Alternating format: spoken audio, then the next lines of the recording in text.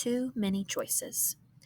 The annual school activity fair was tomorrow, but Paul didn't know which club to join. There were just so many options. He was really interested in the robotics club, but before making his final decision, Paul wanted to get some other opinions. At breakfast, Paul's dad encouraged him to play soccer. I was a soccer player back in my day. It was fun. On the drive to school, Paul's mom reminded him how good he was at tennis. You play like a professional, Paul. You'd be great on the tennis team. At lunch, Paul's best friend wouldn't stop talking about the science club. It would be so much fun to be in the science club together. We'll get to do really cool experiments and go on field trips to the nature center and the planetarium.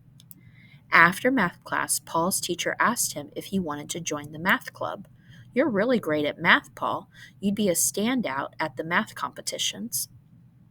That night at dinner, Paul's grandpa tried to convince him that the art club was the perfect place for him. He kept saying, Paul, your grandmother was such a great artist. I've seen your drawings. You definitely inherited her talent. Paul didn't know what to do. Everybody wanted him to do something different, and he didn't want to disappoint any of them. After dinner, he asked his sister, What do you think I should do? His sister was a writer for the school newspaper. He expected her to tell him to join that club. Well, Paul, what do you want to do? Asked his sister. I'm sure everyone will be happy if you do an activity that makes you happy. As Paul lay in bed that night, he thought long and hard about what he wanted to do. Confident with his decision, he finally went to sleep. The robotics club was going to get a new member tomorrow. All right, short response. Paul wants to join a school club. What does he do to help him decide which club to join? He talks to a member of each club. He reads about each club. He asks his friends and family for their opinions, or he tries each club for one day. Number 2, which activity does Paul decide to join? Science club, tennis team, robotics club, or soccer team? This question has two parts. First, answer part A, then answer part B. How does Paul feel about choosing a school activity throughout most of the story? Is he confused, excited, outraged, or unwilling?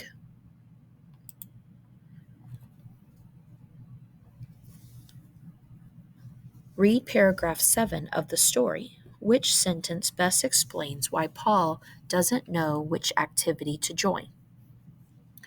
Paul didn't know what to do. Everyone wanted him to do something different, and he didn't want to disappoint any of them. After dinner, he asked his sister, What do you think I should do?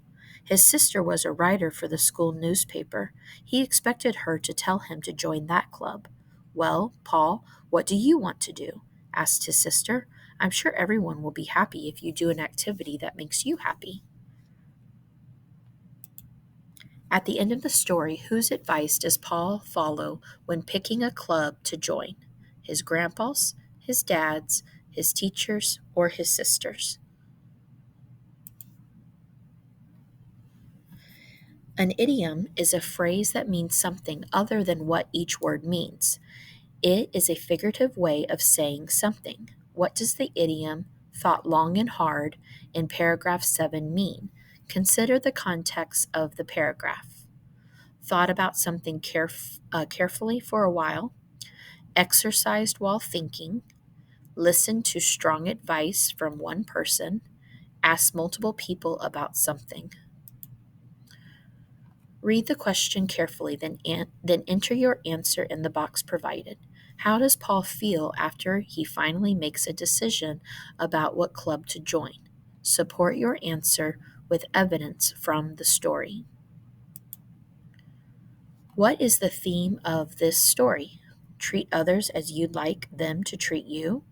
Your family's opinions matter most.